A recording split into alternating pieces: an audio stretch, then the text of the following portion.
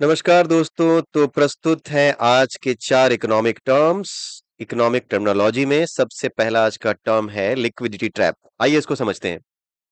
Liquidity trap है क्या? ये एक ऐसी आर्थिक स्थिति है जहां पर सेंट्रल बैंक जैसे हमारे यहाँ आरबीआई है, उसके सारे प्रयास बेकार हो जाते हैं। किस चीज के प्रयास बेकार हो जाते हैं? लोगों को मोटिवेट करने के प्रयास कि आप खर्च करें। लोग खर्च नहीं करना चाहते। आरबीआई ऐसा क्यों चाहती है? क्योंकि वो एक जो इकोनॉमिक साइकिल है उसको चलाए रखना चाहती है। बिल्कुल भी लोग खर्चे करना बंद कर दें तो भी इकोनॉमी साइकिल नहीं चलेगी। और अगर लोग बहुत ज़्यादा खर्च कर दें तो भी जो डिमांड और सप्लाई की साइकिल है वो बिगड़ जाएगी और अर्थव्यवस्था में गड़बड़ियाँ आ जाएँगी। महँगाई बहुत बढ़ सकती है, बेरोज़गारी बहुत बढ़ सकती है, उसके नेगेटिव इम्पैक्ट देखने को मिल सकते हैं। तो इसलिए लोगों को खर्च करने के लिए मोटिवेट करना भी ज़रूरी होता है। कई बार कुछ ऐसी स्थितियाँ आ जाती हैं जब खर्च करना लोगों के लिए ज़रूरी होता है लेकिन फिर भी लोग खर्च नहीं करना चाहते। और इसके लिए आरबीआई नए-नए तरीके अपनाता है, लेकिन इसके बावजूद भी लोगों को मोटिवेशन नहीं मिलता। सारे प्रयास आरबीआई के बेकार हो जाते हैं। इसी को लिक्विडिटी ट्रैप कहते हैं। आइए इसको आसान भाषा में समझते हैं। मान लीजिए कि एक दुकानदार अपनी चीजें लगभग मुफ्त में बेच रहा है, फिर भी कोई खरीदने नहीं आता, क्योंकि सबको लगता है कि भविष्य में कीमतें और गिरेंगी या फिर मंदी आने वाली है। ऐसा कब होता है? ऐसा तब होता है जब केंद्रीय बैंक जैसे आरबीआई अर्थव्यवस्था को बढ़ावा देने के लिए ब्याज दरें लगभग शून्य कर देता है। लोग भी फिर भी खर्च नहीं करते। इसके बावजूद लोग और कंपनियां पैसा उधार लेने या निवेश करने के बजाय उसे नकदी के रूप में अपने पास जमा करके रखते हैं। डर और अनिश्चितता। ऐसा आमतौर पर तब होता है जब आर्थिक संकट, मंदी या कीमतों में गिरावट, डिफ्लेशन का डर होता है। लोगों को लगता है कि अभी और गिरेगा मार्केट या अभी और मंदी आएगी, तो हम खर्च अगर कर दें तो दिक्कत ना हो जाए कहीं। या फिर कहीं ऐसा ना हो कि हम इतना पैसा जो बचा हुआ है, बचा-कुचा ये भी कहीं ना चला जाए। इसलिए कहीं पर हम रिस्क नहीं लेना चाहते, कहीं और पैसे नहीं लगाना चाहते। केंद्रीय बैंक की सख्तहीनता, ये क्या है? इस स्थिति में केंद्रीय बैंक की ब्याज दरें कम करने की चाल काम नहीं आती, क्योंकि लोग वैसे भी खर्च नहीं करना चाहते।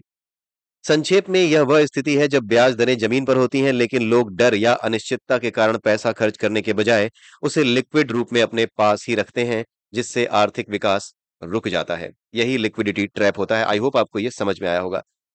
अगला देखते हैं जंक बॉन्ड। जंक बॉन्ड कौन से होते हैं? कुछ क्रेडिट रेटिंग एजेंसीज होती हैं, जैसे एसएनपी है, स्टैंडर्ड एंड पुअर है, वही एसएनपी।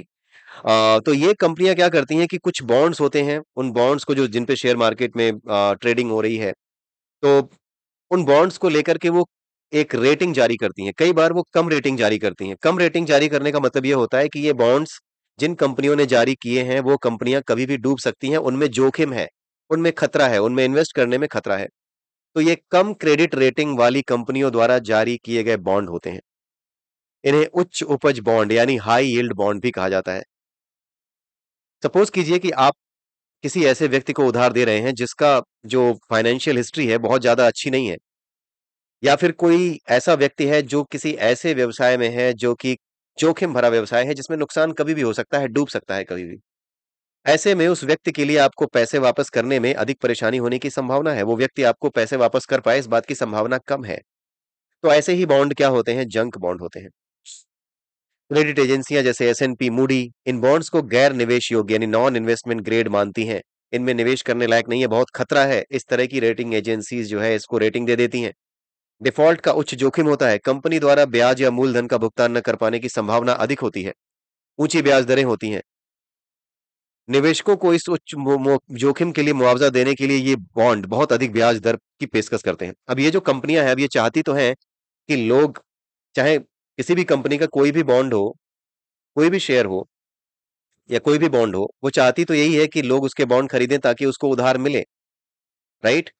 तो अगर जोखिम ज्यादा है तो कम अगर ब्याज दे करके, अगर वो कम ब्याज दे रहे हैं तो लोग जोखिम क्यों उठाना चाहेंगे? नहीं उठाना चाहेंगे। इसलिए कई बार ये कंपनियां क्या करती हैं कि अपने बॉन्ड्स बहुत ज्यादा अट्रैक्टिव रेट्स पे यानी हाई रेट्स पे जारी करती हैं कि हम आपको बहुत ज्यादा ब्याज देंगे। तो बहुत ज्यादा ब्याज देने की पेशकश करके, इसका लालच दे करके ये लोगों को अपनी ओर आकर्षित करती हैं। यही जंक बॉन्ड होते हैं। ठीक है? ये जंक बॉन्ड है जहां पर मजबूरी होती है व्यवसाय करने वाले की या फिर उस कंपनी की, उस ऑर्गेनाइजेशन की जिसने बॉन्ड जारी किए हैं, कि वो अधिक ब्याज दे, ताकि लोग अधिक ब्याज के लालच में ही सही पैसे देने तो आएँ, क्योंकि कम ब्याज दोगे तो खतरा कौन उठाएगा? कम पैसे में खतरा अधिक हो, तो कोई क्यों उठाएगा? ज़्यादा ब्याज दोगे, तो लोग खतरा उठा भी लें। तो ज़्यादा ब्याज देने पे कुछ लोग खतरा उठा भी लेते हैं, लेकिन वो इस बात से वाकिफ़ भी होते हैं कि कल को अगर पैसा डूबा तो बहुत बड़ा नुकसान होगा, सब कुछ डूब जाएगा। ये एक जोखिम बनाम इनाम का समझौता है। यदि कंपनी सफल होती है तो निवेशक को अच्छा लाभ मिलता है, लेकिन यदि वह संघर्ष करती है तो निवेशक अपना पैसा खो भी सकता है। ठीक है, तो निवेशक इस बात को ध्यान में रखते हुए अपने रिस्क पर ऐसे बॉन्ड्स में निवेश करता है। आइए आगे देखते हैं, अगला टॉपिक क्या है, लेफर कर्व। ये बहुत ही सिंपल सा कॉन्सेप्ट है।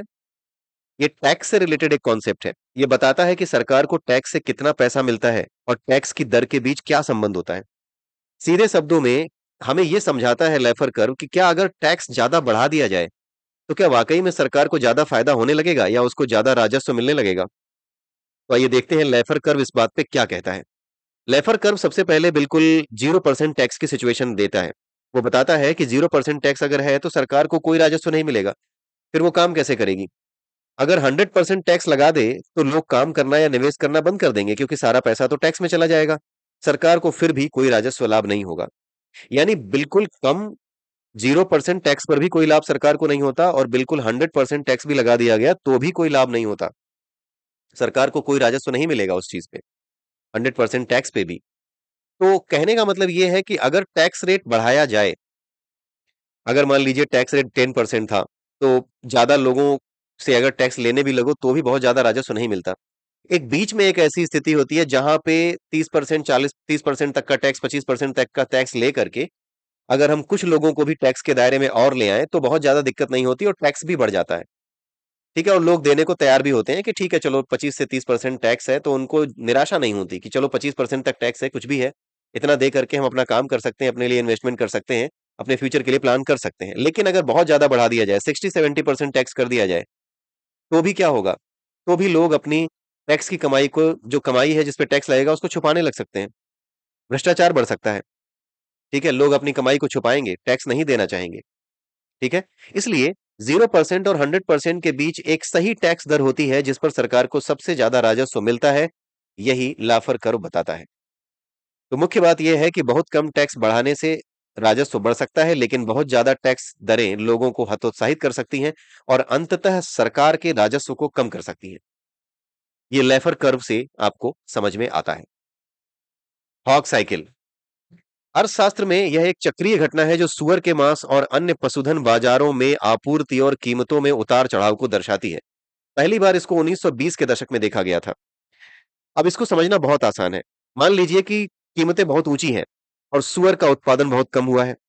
सुअर के मांस की कीमतें अधिक होती हैं तो किसान अधिक लाभ कमाने के लिए उत्पादन बढ़ाते हैं। मान लीजिए इस समय सुअर की कीमत बहुत ज्यादा है मार्केट में और किसानों ने कम पैदा किया, इसीलिए तो ज्यादा है मार्केट में उसका दाम। तो जब मार्केट में ज्यादा दाम देखते हैं तो किसान क्या करते हैं, उसको फिर से पैदा करना शुरू करते हैं, यानी सुअर को फिर से पालना शुरू करते हैं।